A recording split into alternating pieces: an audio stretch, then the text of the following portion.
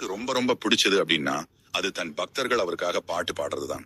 அதிலும் நாம் ஒரு பாடல் கேட்டு இருப்போம், மருதமலை மாமணியே முருகையா என்று. இந்த பாடல் இல்லாத கோவில் திருவிழாவும் இல்லை, வீட்டு விசேஷம் இல்லை. அப்படிப்பட்ட பாடல் எப்படி உருவானது என்று தெரியுமா?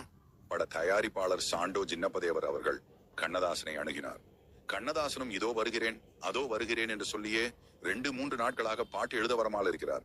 இது என்ன என்றே புரியாத சாண்டோ சின்னப்பதேவர் நேரடியாக கண்ணதாசனை பார்த்து, ஒரு பாட்டு எழுத எத்தனை நாட்களாக வர சொல்கிறேன், ஆனால் நீ ஏன் இன்னும் வராமல் இருக்கிறாய், என்ன பிரச்சனை என்று கேட்கிறார். உடனே கண்ணதாசன் அவர்கள், அது ஒண்ணுமில்லை ஐயா, என் மகனுக்கு ஒரு விசேஷம் வைத்து இருக்கிறேன், அதற்கு மண்டபம் கிடைக்கவில்லை, அந்த காரணமாக தான் 3 நாட்களாக அழைந்து கொண்டிருக்கிறேன் ஐயா என்று சொல்கிறார்.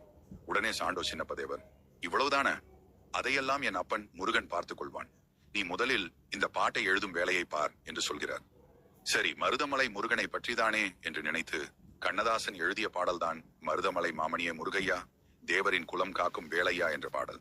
இதில் தேவரின் குலம் காக்கும் வேலையா என்ற வரிகளை கேட்டதுக்கு அப்புறம் ஆனந்த கண்ணீர் விட்ட சாண்டோ சின்னப்பதேவர் பிளாங்க் ஷேக் ஒன்றை கண்ணதாசனிடம் கொடுத்து, இதில் மண்டபம் கட்ட எவ்வளவு வேண்டுமோ அவளதை அதில் எழுதிக்கொள் என்று சொல்கிறார். நீ உருகி உருகி ஒன்றை முருகனிடம் வேண்டுவாய், சில தாமதம் அதில் வரும், ஆனால் உனக்கானதை அந்த முருகன் உன்னிடத்தில் சரியான நேரத்தில் குடிப்பான், அதுவும் நீ கேட்டதை விட பெரிதாய் சிறப்பானதாய் கொடுப்பான் உனக்கு. இதுபோல் உங்களுக்கு எந்த முருகனின் பாடல் கேட்டாலே மனம் உருகி மெய் மறந்து போவீர்கள் என்று கமெண்டில் சொல்லவும்.